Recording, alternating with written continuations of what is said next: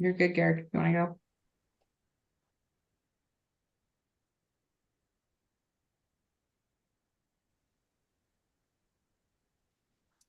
Welcome to Act in the Hot Seat. Greetings and good afternoon. Appreciate everybody taking some time out of their afternoon and being with us today. And my name's Garrick Howe. I'm with the Department of Agriculture in Kentucky, and I'm excited about our event today because we're going to be talking about best practices from a state agency's perspective. And it's something I'm actually excited because I'm going to have my ears open for what I can steal from my colleagues as they share their best practices. And as I often, or I never shied away from, as the saying goes, good artists create and great artists steal, and I abide by that. So if I hear a good idea, y'all don't be offended if we swipe it and start using it in Kentucky, because that's a form of flattery in my brain. So, but I want to thank them for taking time, and I want to thank everybody watching today for taking some time out to listen to us talk about that. We got a great group of colleagues and state agency stakeholders, and from three different states, and I'm looking forward to it. Looking forward to the topics and where the conversation takes us, what to do, and maybe there's some things that we've run into that we don't want to do again that we've tried. I don't think we have enough time for me to even get into my things I wish we wouldn't have tried in Kentucky before. So, but want to take a second before we get too far in and just say, for those who may not be familiar with ACDA, the American Commodity Distribution Association is a nonprofit professional trade association devoted to improving the USDA's food distribution program. ACDA is comprised of many stakeholders, all working together to strengthen and maintain the integrity of the USDA food supply chain. Our mission is to strengthen the impact of domestic USDA foods programs, and our vision is working together to nourish the nation. So, as everyone probably knows, because you are signed on to watch here, we have switched our venue from Facebook Live to YouTube Live, and I do understand that there's a chat feature. We were talking about that a little before we went live here, where you can enter questions, comments, and all that. All those things will be monitored by active staff. I'm going to try to keep an eye on it myself. If I could find the video, there it is. It showed up there. Anyway, so we'll try to keep an eye out. So if you got a question, throw it in that chat feature and let us know, and we'll get to it as best we can. I do think you have to be signed in. So if you have a YouTube or Google account, you'll need to be signed in to ask questions. But that'll be something we can get into. So let's start with some introductions. That's enough babbling from me. Again, my name's Garrick. I'm with Kentucky, branch manager over USDA Foods and Schools there. And I'm going to ask each of our guests today, people that I've worked with over the years. And Tara and I haven't worked together a whole lot, but we do know each other, and I know she's doing a lot of great work on the board now. But excited to have everybody here. So I want to take each of you all, and I'll just kind of call around my screen here as I see it, to share your name, your organization, your title, and kind of what do you do the day to day. What's your gig for there? So we'll start to my immediate this way. Yes, which would be Teresa. TJ. Great. Thank you so much, Garrett, for hosting this for us, first of all. My name is TJ Goodsell, and I actually work for the Idaho State Department of Education Child Nutrition Programs. So I'm out here on the West Coast, and I've been with the Idaho Child Nutrition Programs for 13 years. I've served in multiple capacities and roles. However, for the last 7 years, I've been responsible for managing the USDA Foods program in my state. So my official title is USDA Foods Coordinator. And essentially what I do from day to day is manage the USDA Foods program for all of the operators of the National School Lunch Program, We do have CACFP in our agency. However, our CACFP operators choose to go with the cash in lieu. And then our household programs are actually managed by the Department of Health and Welfare in Idaho. So I do not run any household programs. I did want to take just a moment to thank Garrick for the opportunity and the invitation to share today. Particularly, I wanted to share that when he made the request, he said in his email, "You two came to mind quickly because I feel like our past conversations have always been robust, interesting, and positive," and then in quotations in parentheses, or even outright funny. And so I certainly hope that we don't disappoint today in our capacities. We can be a little bit comical from time to time, particularly when we try to talk about deep subjects and how difficult they might actually be to implement. So thank you for the opportunity, Garrick. Thanks, TJ. Appreciate it. Yep, they've always been good. It's wonderful. TJ and Jacqueline, I were all on the board at the same time together for a little while, and so we've all gotten to have really good conversations. So, moving along, I'm going to move around. I guess I'll keep going clockwise. Which on my screen, and I just figured out I would have been terrible on the Brady Bunch. I couldn't have known who to point or look at or anything. But so I'm not going to try to point this time. I'm just going to say, Jackie, I'll move on to you from here. Thanks, Garrick. Hi, I am Jackie Cantu. I am from the Texas Department of Agriculture.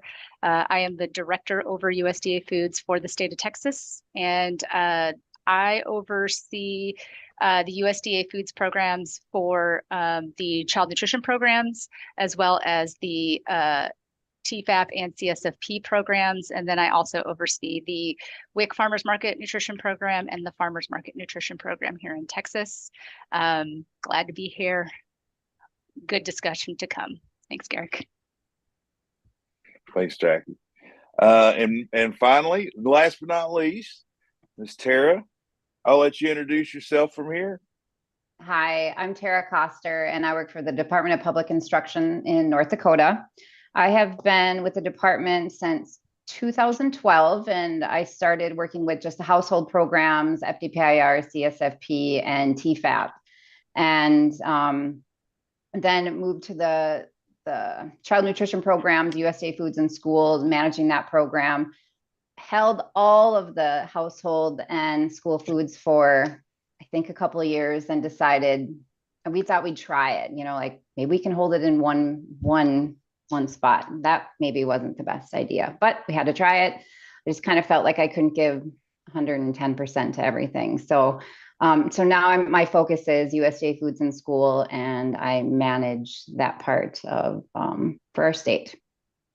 And then we do house, as mentioned, we do house everything, and we have a child nutrition and food distribution within our location. It's really nice to have food distribution and child nutrition working so closely together. I hear from other states that, there's separate departments, separate offices, and it makes me more thankful that ours is all together in one. Great. Thanks, Tara. That actually, and I told everybody before we started the live that I wouldn't throw them any curveballs, and I'm going to do that immediately. So I have you bring something to mind. Excuse me, Tara, when you mentioned that you all brought try to hold household and USDA Foods in Schools kind of all in one place, and that's actually something we're finding out as we have sort of shifted in Kentucky toward a focus on. I want to say enhancing the program more so than just surviving, I guess. As I don't know if maybe these are all the exact right terminologies, but instead of just getting by and executing, we've really started to focus on how do we do this, in a better way, in an efficient way. Not that we were doing it poorly, but how can we elevate our game?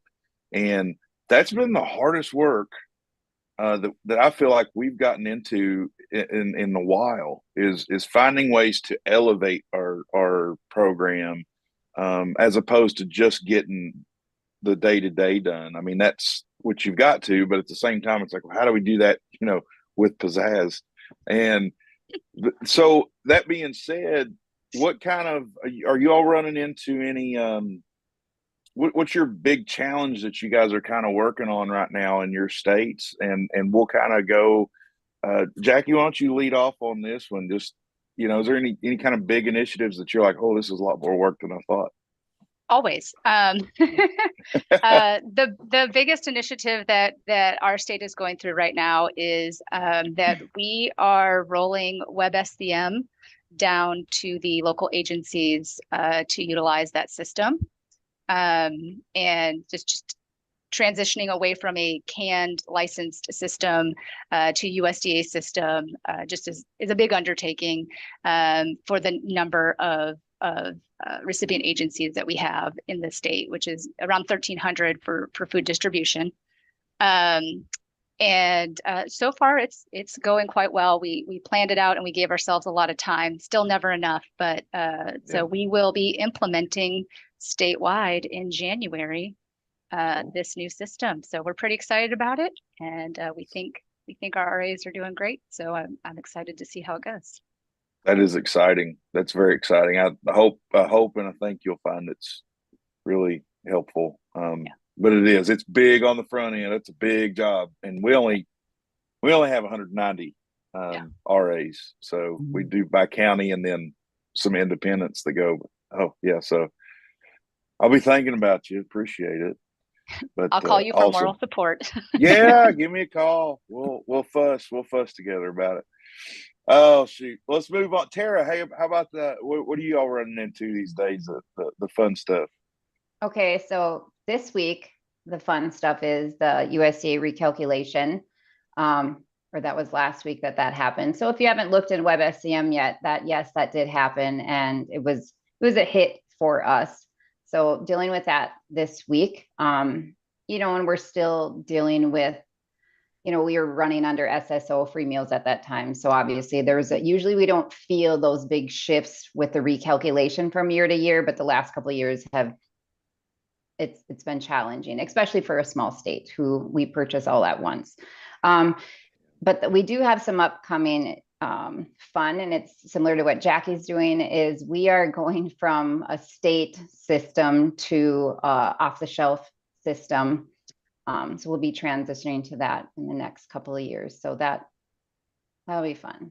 But the food distribution part's not happening for me until the end of 24. So it makes me a little bit happy. But yeah, so it is difficult when these new things come up and you already have your plate full of, all this wonderful stuff, our normal work, and then these things come up. But they're all like learning experiences, and I look forward to them, even though it's stressful.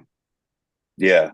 Absolutely. Well, like I said, I'm sure it'll be helpful once it's in place. You'll be like, oh, this is very nice. But yeah, it's monumental. I remember when we switched from ECOS to WebSCM, and fundamentally the systems didn't change, what they were doing, but everything looked different and you navigated differently.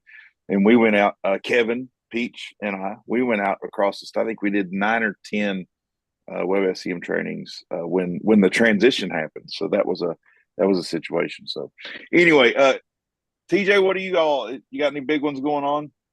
Well, interestingly, there's always something big going on. We were actually prepared for the meal count recalculations, but it still came as quite a shock. We had similar situations as Tara, a relatively small state in terms of our entitlement, but we lost approximately 5 million meals in 1 year.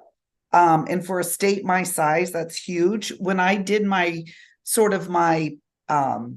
projections in January, as I was trying to be prepared for making sure that we didn't have too much allocation out there, and make sure that the RAs didn't overspend, we had a sense that we would be down by about 2.5 million meals. So when you add 2.5 million more meals onto that, probably this is the first time in my 7 years that we've actually had to progressively cancel truckloads of product. which is really significant because we had made a strategic change to a single bank. Really excited about rolling that down for the school year 23-24. Had high hopes and expectations for how all that would work out. But then one of the things that most state agencies will find is there's been some very progressive buying of USDA foods this year. And so typically, you sort of have a period of time, maybe those first few months of operations, where you can look at your truckloads that have been on order and maybe selectively cancel a few, short of those products that get canceled because of product issues, or, agricultural events. But we found that we were really, really limited as to what type of cancellations we could, roll out and reduce that overspent burden. And it mostly came down to raw bulk materials because of the purchase time and everything. So that negatively impact our whole plan for single bank and how we recommunicated. And then, of course, if you have consolidations of, let's say one school has all of their product on one truck and you only buy 5 trucks, how do you work through all that? So we've spent a lot of time sort of trying to right the ship. And even though we were, proactive in our anticipation of meal, reductions in meals. So it's been challenging. And then, of course, my crystal ball was broken. I had no idea that our per meal rate would go down. Mm-hmm. So, you add sort of the double whammy to that. And it's been incredibly challenging. But overall, it goes back to education and communication. And we've spent a lot of time educating our recipient agencies about our expectations and then constantly communicating about what they could expect. So it wouldn't, hopefully they could work through those issues. So that's been our big challenge for the year. Yeah, absolutely. I mean, we were looking, 3 million meals was around 600,000-700,000. That was at a 30-cent rate, but I was looking at some 2025 numbers the other day is the only reason I say that.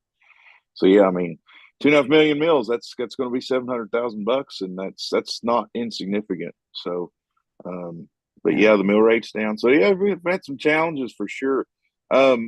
So we've got some questions rolling in. We've got some topics that we want to look at that we kind of shared ahead of our meeting or of our call today. Can anybody, and I'll throw this out to whoever wants to pick up the and run with the baton here. Does anybody want to share what they found to be some best practices? And TJ, you kind of started touching on this about how you all are directing or encouraging or educating recipient agencies to allocate or spend their entitlement or PAL funds. I'll go ahead and just kind of start us off. How's that? Sure. So obviously it's really complicated when you talk in terms of the timelines for how the USDA Foods program works. For a lot of states, my state in particular, we find that we can only open one catalog a year.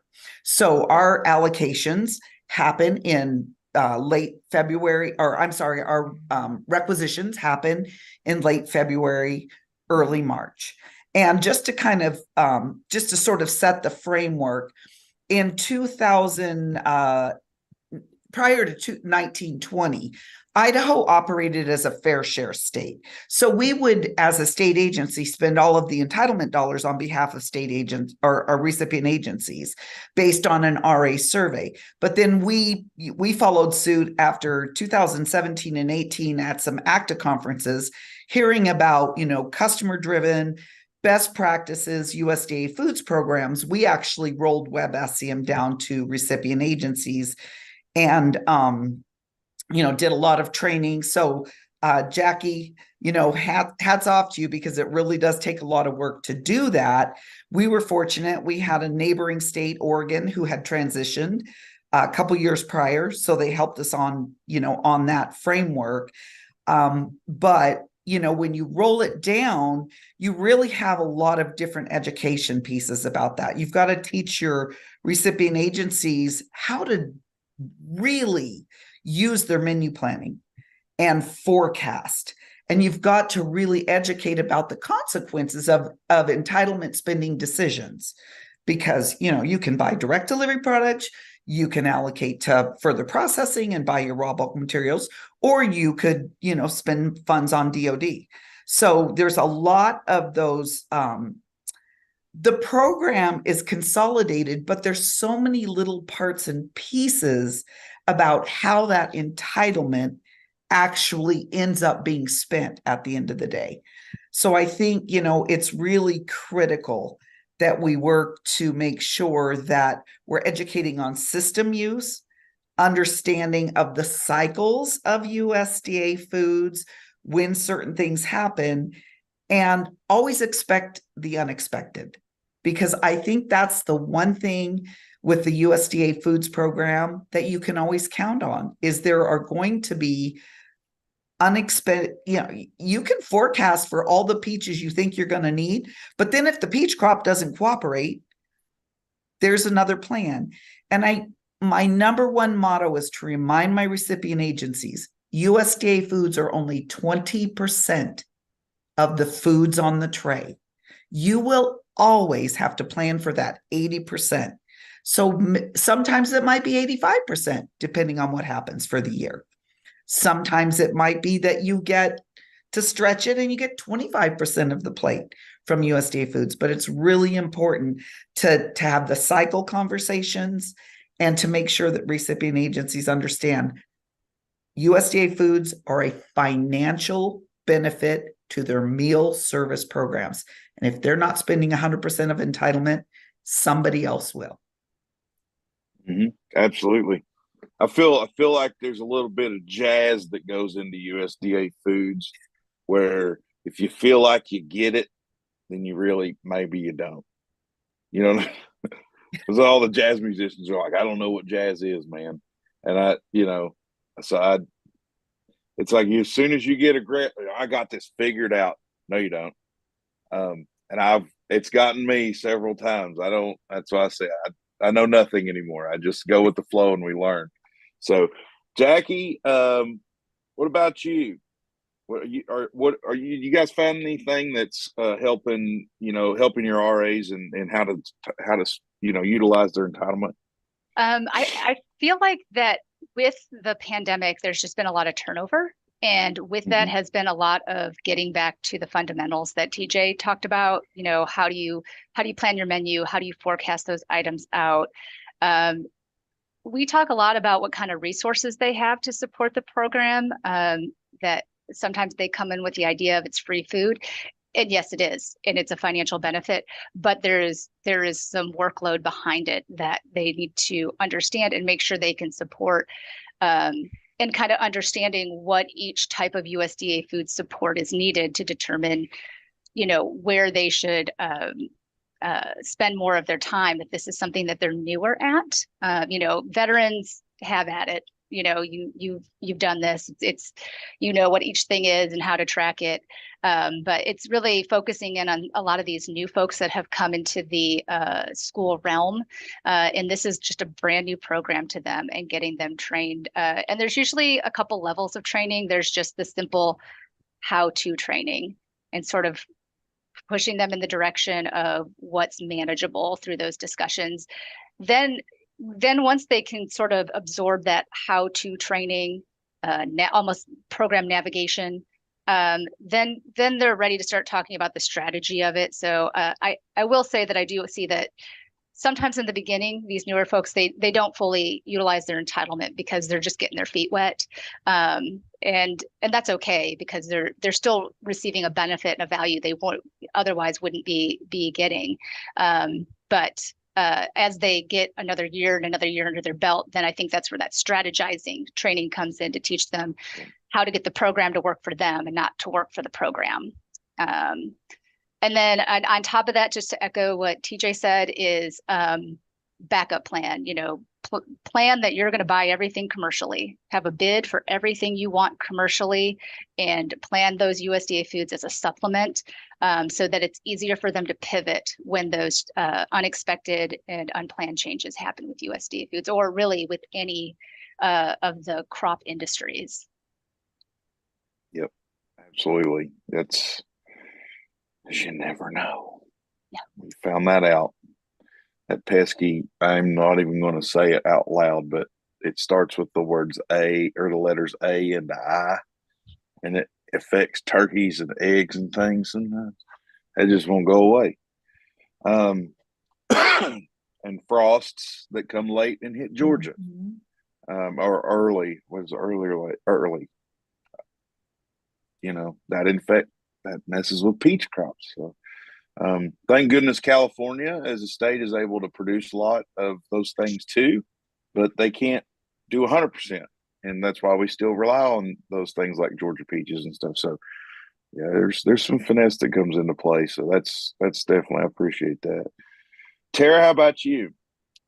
Well, I mean, everything that TJ and Jackie said, I 100% agree with. And I like what Jackie said about, you can buy the stuff commercially. And I think that schools forget that they can buy it commercially. I had a school call me, we're dealing with this recalculation. Some schools have overspent, so where are we going to cut? And I had a school call me and say, well, where am I going to get this food now? I mean, just literally a half hour ago before we jumped on the line here. And I'm like, well, through your awarded distributor, so I think they kind of forget that it is available in other options. And yes, and there's always ways that, canceling a bulk truck. I had to cancel some bulk trucks, like TJ mentioned. That's a lot of my food cancellations with this recalculation. The only option I have is bulk. And so we kind of split that up between whoever, is going with that particular manufacturer in our state. And which is a hit. But, the program's easy, but yet really hard to understand. And I think as a state, we can deal with the hard stuff, but just trying to put out the easy to understand stuff. We do back to school workshops in our state where we travel around, this rural state, our team of, I think there's about 5 or 6 of us, and we hit every facet that we can. That seems to be really helpful.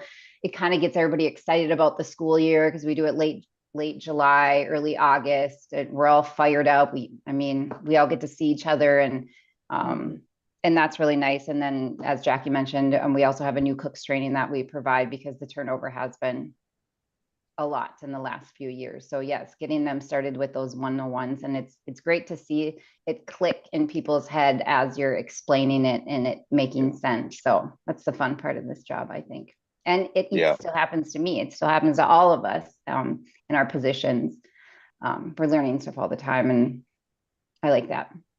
Absolutely. And that's the number one question we get from new directors is, how should I spend my time? Should I put it in brown box? Should I put it all in processing? Should I put it on DOD? And I'm going to go. And I hate that the real answer is sounds like a cop out. It's like, it's what works for your district. Yeah. And it's going to be, you can have districts that are right next door to each other that have to operate the USDA foods programs differently for their district. So we do. And I think the only thing we really do that we haven't mentioned, which I know you all probably do this too, but and I wouldn't necessarily recommend this like nationwide federal level stuff, but we just tell our districts, if you ever feel like you're lost in the weeds about this stuff, as far as what to order, go look at your menu and focus on your center of the plate. Mhm. And then work out from there. We know there's things that there are a couple of USDA foods products that there aren't adequate commercial replacements for, strawberry cups being one, peach cups.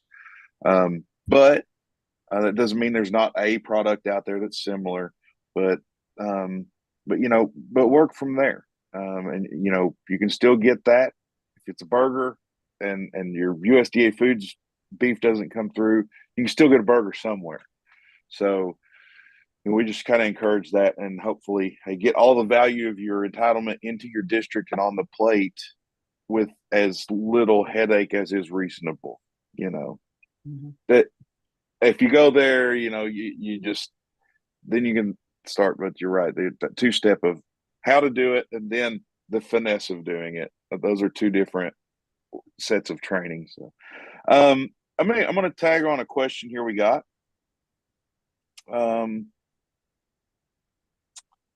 How do you approach state processing agreements in your state? Do you have permanent agreements? Do you limit the number of processors?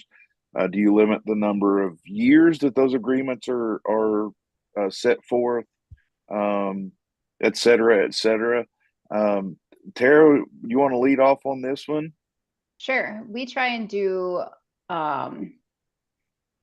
permanent ones because I just think it's easier. However, we are a small state, so we don't have a ton of processors. Like when we put out our bid, we kind of know who's going to bid based on past. So I guess we don't really put a limit on it. Whoever is awarded the bid is we get a state processing agreement on file and try and make it permanent. It usually ends up being the same manufacturers that get it from, solicitation to solicitation. Yeah. TJ? So in the state of Idaho, we've always run, our processing program has been really, really sort of constricted in years past. And basically, that you only have X number of dollars to spend on entitlement. And so generally speaking, a good number of the products that are served that are processed are through a commercial means for most of our school districts. However, we did decide a couple of years ago that based on advisory council input, and for those states that maybe don't rely on an advisory council, I will say that is the biggest bang I get for my buck. My advisory council are highly engaged and highly educated, and they represent the entire state, different regions, different size districts. So we really get a lot of feedback from those individuals. And they really wanted, there was some interest in sort of expanding how we processed in our state. So last year we did things a little bit differently. We opened up, sent out invitations to whomever my advisory council said, hey, we're processing or we're buying this product commercially anyway. We could see value in being able to use our USDA foods entitlement dollars. So we expanded our program last year, and we're sort of in a testing model.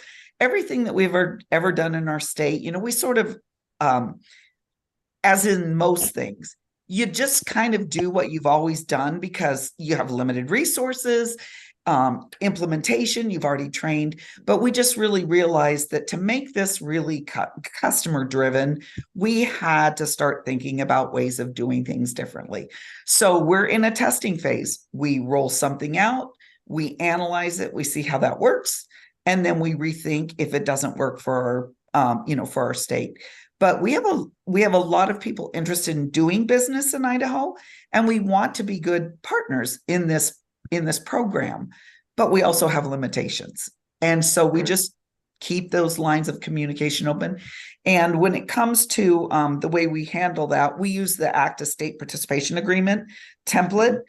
We do open-ended, just permanent agreements, because it does allow us then to rethink if a product isn't working well. At some point, we hope to just go open SEPDS. We'll see how that works.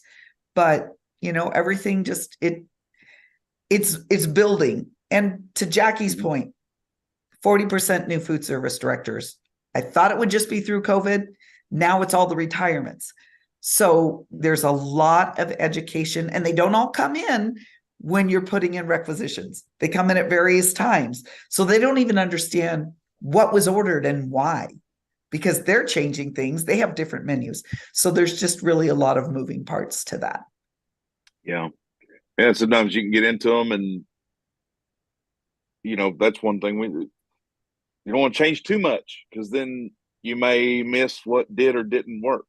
Something, you change a lot of things and something goes awry, you got to track back. You may not be able to track back what the thing was that set off the not so positive movement. So, or vice versa, you do a bunch of things and everything starts going great. Well, you have no idea what the catalyst was. So, so you small turns of the knob here and there over time as opposed to, big sweeping changes sometimes. So, Jackie, how about you all with the processing agreements? So I think similar to Tara and TJ is that we do permanent, at least for national processors. For our in-state processors, we have a limit of 5 years, and we actually do have some criteria for if people want to do processing, and for us that's because we already have a significant number of processors. I think right now we have 55 processors that we work with. So we are looking for processors that are popular, that are providing materials that maybe we have a gap in that we don't have, but are popular. So we're, I mean, our criteria is they got to bring in 8 to 14 trucks a year to really be worth adding another processor, and really to make it worth their while from a profitability standpoint. So we are truly looking for those that are already established as staples within the school programs and within the Texas school programs, and then selecting those that have already established themselves to then add on that USDA Foods benefit of being able to process those items. Yeah, we do in Kentucky. We're pretty open. We do permanent. We switched to permanent. So they told us we could switch to a permanent agreement. That's what we switched to because I think we let the current 5 year that we had at the time expire, and then everything else got re-upped on a permanent. So that and we do the open SEPDS. So as they're approved by USDA, those items we let it. Of course, that being said, ultimately product availability in state really is what determines it. So if the distributors are carrying inventory and stuff, so that's something, and that's been something through education that we've had to work with is, hey, just because there's 500 things listed on this processor's SEPDS, that doesn't mean that's going to be what's available at the warehouse for you to order from. So, but we just, we keep it pretty loose on our side in Kentucky, but we're a lot smaller too, than like you all, Jackie. We're not dealing with anywhere close to the volume that you guys are having to work with. So, I think that affords us some flexibilities that you all may not be able to work, So just a difference in the size. So we this got touched on as well. Advisory councils. We've got one in Kentucky we've been using for about 6 years, I think now. And I'm with you, TJ, as you mentioned earlier, that changed. The efficiency level of our ordering in the state went through the roof. Our school districts do such an amazing job of utilizing their entitlement funds at the district level. Now, with the help of that advisory council, not only does it guide us, it guides those recipient agencies with a new director. They got somebody to say, hey, macaroni is a great product, but nobody else is going to order it. So don't even ask, not to say that you couldn't get it, but let's just be realistic. We can offer this as a mentor. Another director could say, hey, let me offer this insight for you. We've never gotten macaroni because of this reason. And again, not it's a bad product. I don't want anybody not order macaroni, but those kind of insights are important. And those conversations come about, again, beyond the insight those advisory councils provide us. That kind of stuff is the secondary benefit because those conversations happen on the side between colleagues. So TJ, I know you guys are doing an advisory council. We use that for a pre-survey as well on our end. Mm-hmm. What else are you all doing with yours? We do our advisory council is the first to see the foods available list. And mm-hmm. then, of course, in a state our size, we can't do 200 and however many products, right? So they take the look, do sort of the historic analysis of, what's the highest value products for them. Center of the plate, like you said. And then what we typically do is we'll have a advisory council meeting. They review the foods available list and then give us feedback. Is there something new they'd like to try? So we've incorporated a couple of products we'd never used before based on their input. And then we take that input and we share the foods available list with all the rest of the recipient agencies, give them the results of the advisory council input, and then ask them for any other input that they may have, so that we get that full buy-in when that catalog is built, buy-in from all recipient agencies. My advisory council meets once a week. Not once a week, once a month. We do Zoom meetings. That's one thing hats off to COVID. We've learned how to have these meetings more strategically. And then the state agency participates twice a year in the Idaho School Nutrition Association. When they meet is a time when we get together and we provide multiple sessions around like a USDA foods boot camp. I do an 8-hour session at that. And then in January, we do a new food service director training.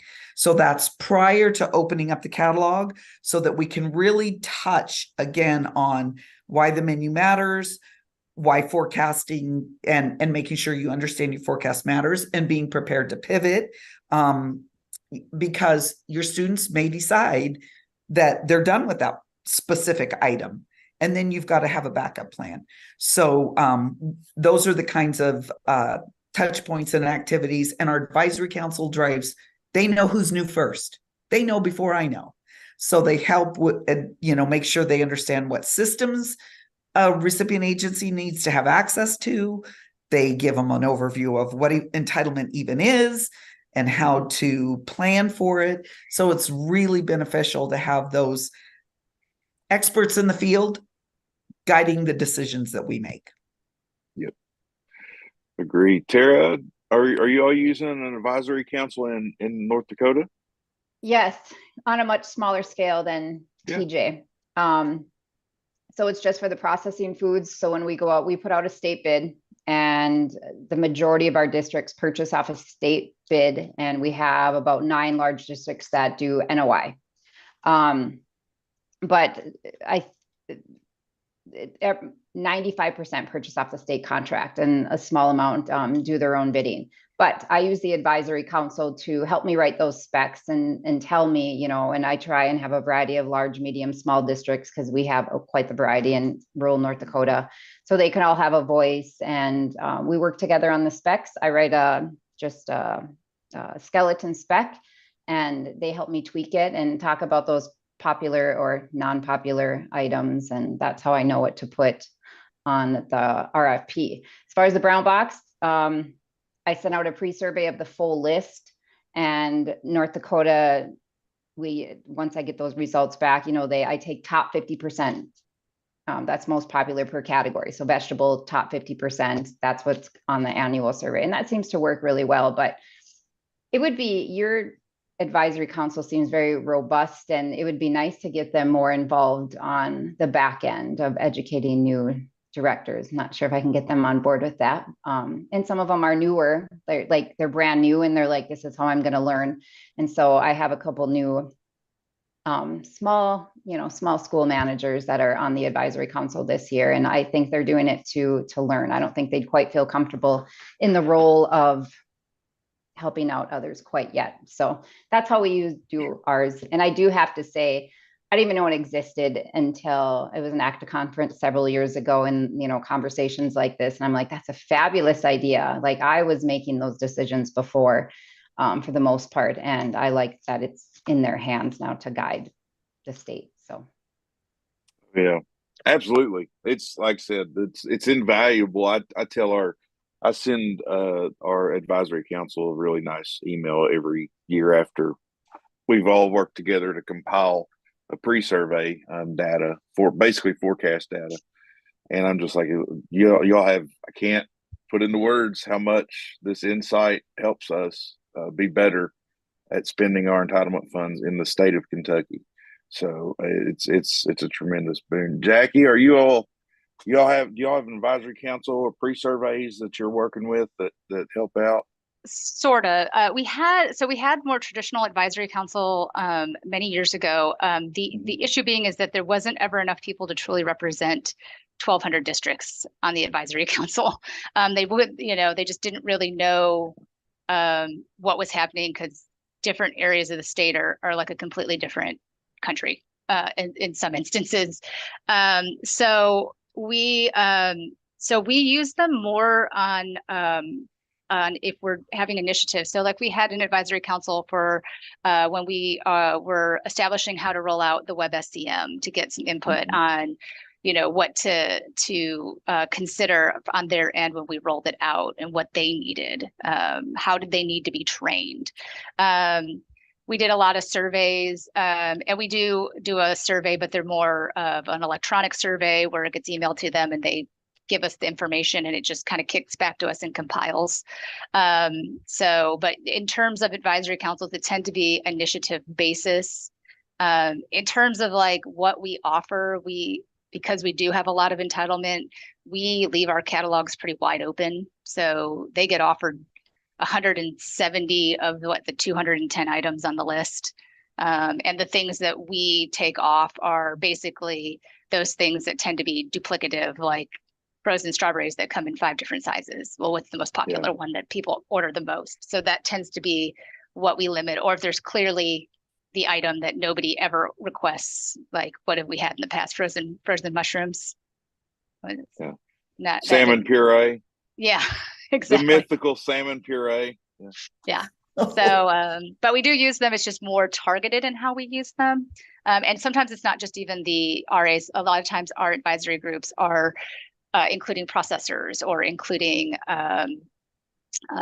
the distributor or whichever stakeholders are pertinent to whatever that initiative is.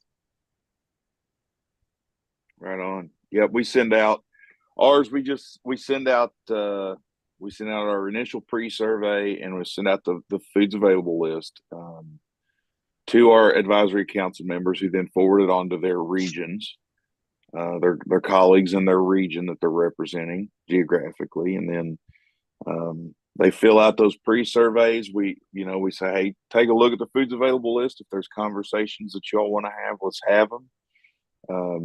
But we don't push it a lot harder than that, but we do make sure we let them know it's available and out there. They give us those pre-surveys back. We compile those. We work with the advisory council directly to answer some questions and get more clarification if we have and then so we'll make the tweaks to those pre-surveys and send out a final copy, so to speak. It's they're not locked in to order anything in that spreadsheet, but we do let them know, hey, the I don't know, the 5-pound tubs of strawberries didn't make it. Just order those in cups and be done. We're not buying cubed water added ham. We're just going to buy the sliced. Everybody's buying sliced ham, and that's the way we're going to do it, because then we can get more trucks over time instead of a bunch of cases at once. So anyway, so that's we get a lot of that. I'm gonna finish. We're gonna have one last question that we talk about, and I'm gonna kind of bundle it in. But if you had just because I like this one, if you had a magic wand, what's the one thing you would change about anything, what you do day to day, how the program operates, anything? So one magic wand, genie in the bottle wish to change one thing. What would you pick? And Jackie, I'm gonna ask you to lead this one off. Man, I have 2, but they're short. Okay, go ahead. I would change regulations to make entitlement distribution happen based on meals 2 years prior instead of the prior year, so we would know what our entitlement is right off the bat. Yeah. And then 2, I'd have one national system that goes from USDA all the way down to the RA. All right. That had all of it in there, so we don't have 10 different systems. That works. TJ, go. What do you got? Magic wand, one wish.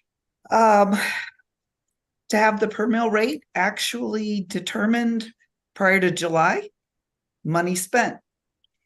The other would probably be being able to, well, it's maybe twofold, having regional distribution centers, because there are a lot of states that are really struggling with where to warehouse their foods. That's a problem for me, and then if you lose your warehouse, what do? And contracting, managing those contracts is really a lot of work. But in conjunction with that, it is 33% or more of my trucks every year are split. They have to be. And they're often three-way splits. And so we're limited really by what we can take based on, do we have one or two friends that want the same product around the same time period? So we find ourselves having to, move trucks from ideally a December delivery for Idaho to an August delivery. Yet I have limitations on my warehouse size. So if we could figure out how not to have to take full truckloads, I take my hats off to the folks behind the string cheese pilot. We have participated in that, and it has brought a product into my state that gets used every single quarter that we projected for. We're using it. The students enjoy it, and we don't have to worry about, is it frozen? Is it fresh? So it really would benefit states like my size to not have to do full truckloads. We hopped in the string cheese pilot too. It's going extremely well. So Mark Crutzen, if you're watching, the pilot's awesome.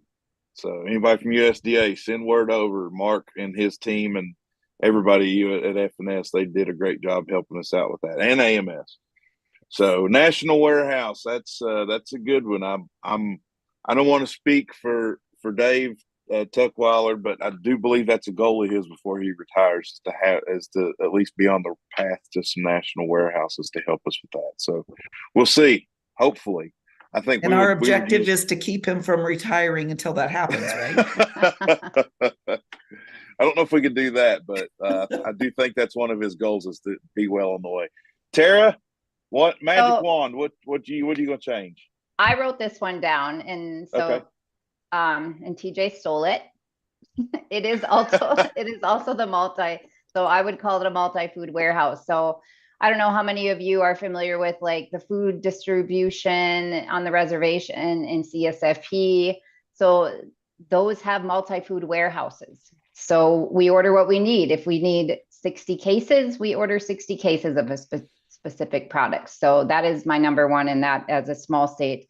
Ours is way over 30% on how often we have to split processing trucks, brown box. I mean, it's never ending. And I love to hear, I did not know that is on his to-do list. So I would love to hear if it's at least on his wish. radar.